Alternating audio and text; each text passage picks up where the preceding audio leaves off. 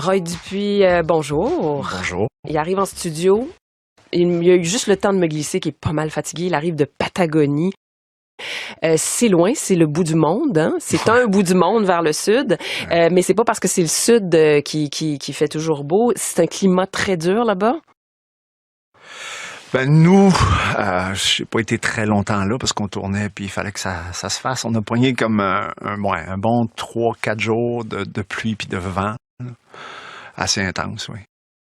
C'est un pays extrême. Qu'est-ce qui vous amène là? Puis vous êtes pas le seul. Là. Il y a toute une série de personnalités, dont certaines vraiment là, des grandes stars internationales, vous, mais aussi Gwyneth Paltrow, la mannequin Gisèle Bündchen, Leonardo DiCaprio. Qu'est-ce qui vous amène tous là-bas pour cette série-là? C'est un peu ça l'idée. C'est une productrice que j'ai rencontrée ici. C'est une Chilienne d'origine, mais qui habite au Québec maintenant, puis qui a monté un projet où on va faire différents épisodes sur la Patagonie, en mettant en valeur différents aspects de la Patagonie. Comme moi en particulier, c'est un glacier, mais toujours en rapport avec l'environnement. Donc, c'est clair que là, le glacier, lui, c'est directement lié au réchauffement climatique. OK, donc c'est une mission engagée, encore une fois, là. Ouais. Ouais. Ouais, mais la Patagonie, en même temps, j'ai tout le temps voulu y aller. Là, mais c'est un petit peu trop rapide. Là. La prochaine fois, je vais rester un petit peu plus longtemps. Ça a été combien de temps? 10 jours en tout, mais oui, avec le voyagement. Là, donc, j'ai passé à peine 5 jours, 6 jours en Patagonie. Parce que c'est si long que ça, voyager jusque-là. Mais vous êtes très voyageur, Roy Dupuis. Est-ce que de plus en plus, parce que vous avez voyagé beaucoup pour vous-même, là, est-ce que de plus en plus, c'est ce que vous allez chercher à faire, combiner des voyages avec des missions, des intérêts, puis qu'il y ait un produit ou une production qui sorte de ça? En général, j'aime le voyage pour le voyage. C'est rare que je lis les deux. Quand je veux partir en voyage, c'est pas pour aller travailler. Vous aimez mieux la liberté. Présentement, là, depuis un certain temps, là, depuis que j'ai mis le tour du monde à voile sur la glace, là, pour des raisons personnelles. Là, je voyage pour le plaisir, pour vraiment voyager. Donc, je veux pas lier ça au travail. Mais c'est sûr que, si un film ou un projet quelconque qui a un engagement social en plus m'attire dans des endroits du monde qui m'intéressent, mais ça, c'est un plus, ouais. C'est un plus. Ouais. Et vous n'avez pas besoin nécessairement d'aller très loin pour qu'il y ait des découvertes à faire. Là, ici, on va parler d'un film ce matin qui s'intitule L'Empreinte, qui est un documentaire. Vous êtes le fil conducteur de ce documentaire-là. C'est vous qui cherchez, qui posez des questions. Vous êtes l'animateur, l'intervieweur. C'est un film de... qui a réalisé ce film? Carole Poliquin et Yvan Dubuc, merci. Et vous êtes allé sur les traces des frontières, des ponts plutôt qui existent entre la culture québécoise et les peuples amérindiens, ou en fait même, je dirais, le fait que les peuples, comment vous le diriez mieux, que les peuples amérindiens sont une partie plus qu'on le pense de la culture québécoise? Disons qu'on a hérité beaucoup plus de la culture amérindienne qu'on se les fait raconter. C'est une impression que j'ai depuis un certain temps. Moi, personnellement, j'ai rencontré les sociétés amérindiennes à travers la Fondation Rivière, à travers mon engagement face aux rivières. Ça a été un peu comme une claque à la gueule pour moi. J'ai comme découvert que je les connaissais pas. Et là, je me rends compte que je les connais beaucoup plus que je pensais que je les connaissais. C'est-à-dire? À travers en allant travailler en France après avoir rencontré puis m'être informé un peu plus sur les sociétés amérindiennes, je me suis rendu compte que j'étais pas français. Que j'avais affaire à une société très hiérarchisée pour moi.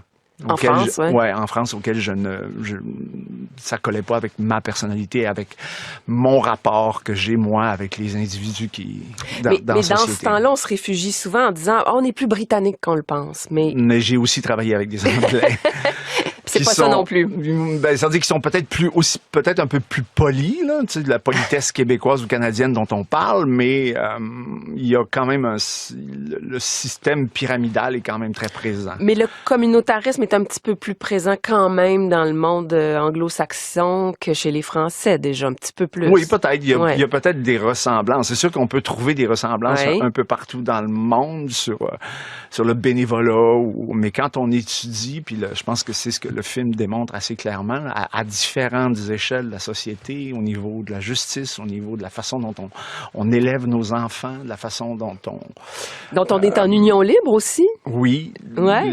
La place de la femme dans la société aussi. On est une société beaucoup plus, moi j'aime dire, beaucoup plus proche du cercle que de la pyramide. Ouais, le cercle. Donc de la pensée amérindienne. C'est l'image par excellence du village amérindien. On l'emploie toujours comme ça, le cercle. Les humains tous finalement à la même hauteur.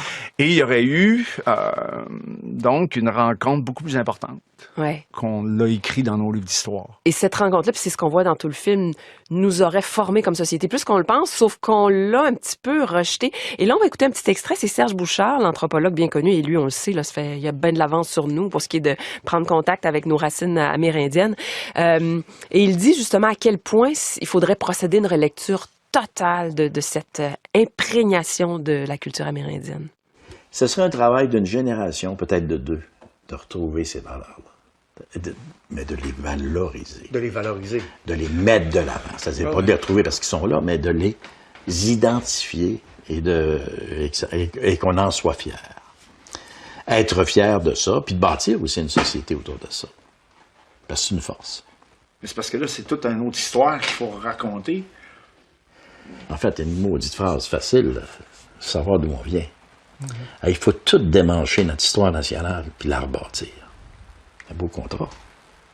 Ça veut dire qu'il faut écrire 25 romans extraordinaires qui n'ont pas été écrits.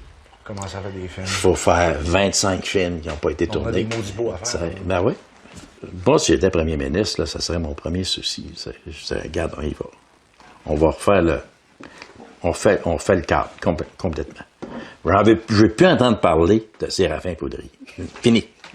Regarde, il est barré sa liste. Alors, ça, c'est très drôle. Peut-être qu'on oublie Séraphin Poudrier, mais vous, Roy Dupuis, vous avez l'impression qu'Alexis, il ne faut pas l'oublier, par exemple. Ben, c'est un peu... Personnage que vous avez joué, bien sûr. Quand j'ai lu le scénario, puis encore là, c'était à peu près à l'époque où je commençais à comprendre un peu plus les sociétés amérindiennes. J'ai vu dans Alexis, puis j'avais vu un historien aussi à la TV parler de lettres ou de lois qu'on avait retrouvées qui empêchaient les hommes de s'éloigner à plus de 20 000 des villages, parce que justement, à l'époque, il y avait de la difficulté à garder les hommes dans les villages. On parle des Français ou des Amérindiens? Des habitants. Là. Des habitants? On parle des habitants, ceux qui étaient nés ici surtout, ceux qui étaient devenus des coureurs des bois, ou qui adoptaient finalement les façons de faire amérindiennes. Ah oui. Ils partaient pour le bois, ils aimaient mieux, un peu comme Bouchard l'explique aussi dans le film. Et donc, j'avais vu en Alexis, clairement, cette nouvelle race d'hommes-là, si on veut, là, qui est pas marié à 33 ans, qui s'occupe pas de sa terre, puis qui est toujours parti dans le bois, finalement. Ouais, c'est ça. Donc, qui est beaucoup plus libre que les Occidentaux, que les Européens, que la façon européenne de vivre. Donc, imprégné par cette culture amérindienne. Parce que c'est ça qu'on découvre dans le film qui est formidable aussi, c'est à quel point, en arrivant, Champlain n'est pas arrivé avec un mandat de conquérir les Amérindiens, mais avec le mandat de former une alliance. On l'a appris à l'école à un moment donné, ça, mais là, dans le film, en voyant les lieux de son débarquement, tout d'un coup, ça prend tout un autre sens, c'est saisissant. Bon, un autre aspect, on découvre que chez les Amérindiens, il y a moins de classe sociale, puis ça, où il y aurait peut-être un héritage, là aussi, chez les Québécois. Hein?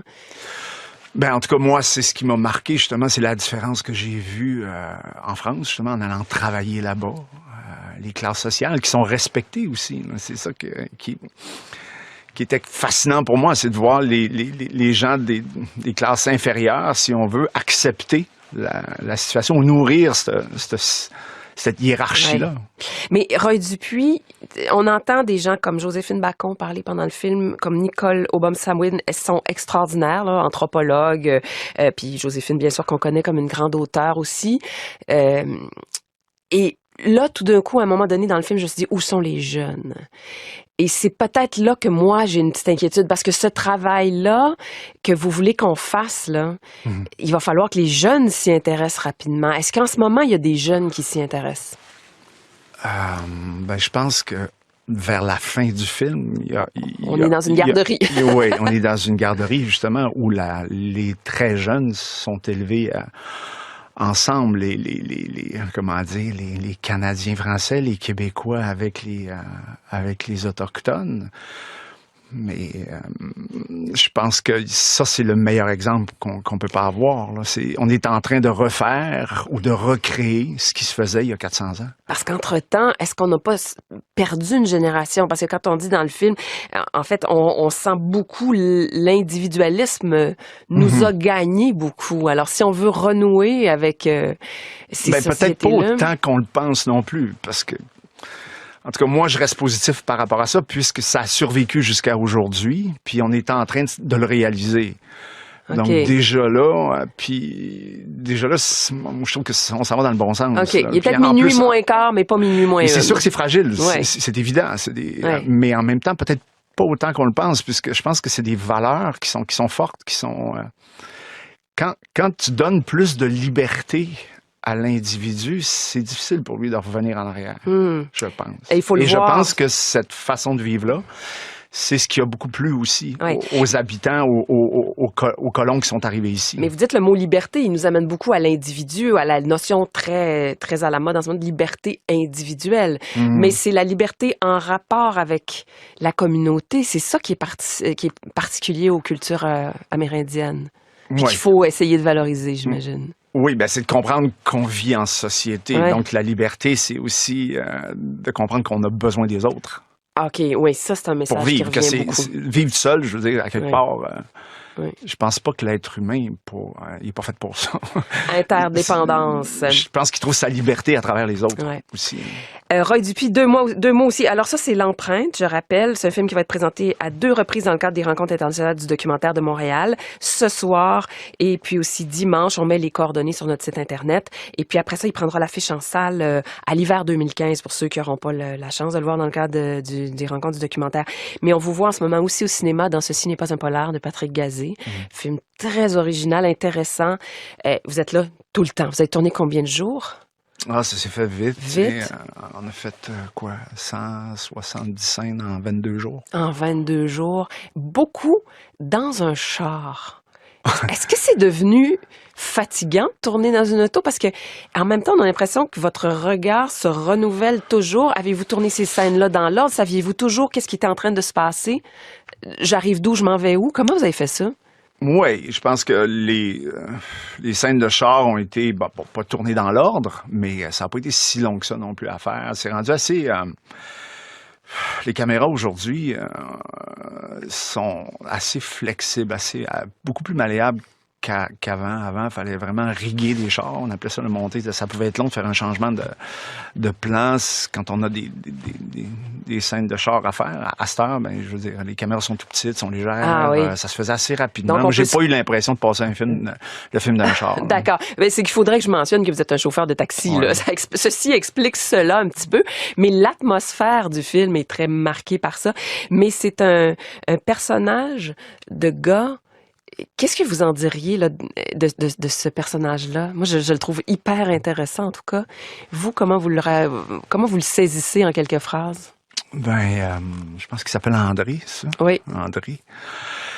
André, c'est un gars qui est désabusé, tout simplement. Là. Il y a pas grand-chose qui fait son affaire. Il accepte pas son divorce. Il accepte pas son fils. Il est vraiment très loin de son fils. Il n'a pas les mêmes valeurs. C'est quelqu'un... je pense qu'au début du film, sa vie est finie. Il est mort. Moi, je le vois comme il est sur le bord de faire une gaffe, à quelque part. Mais c'est l'inverse qui se passe. Ouais. C'est une belle histoire, en tout cas. Très intimiste, avec Christine Beaulieu à vos côtés, qui est excellente aussi. Alors ça, c'est à l'affiche. Ceci n'est pas un polar. Puis on peut voir L'Empreinte dans les RIDM. Et merci beaucoup pour la visite, Roy Dupuis. Ça fait plaisir. Bye-bye. Bye.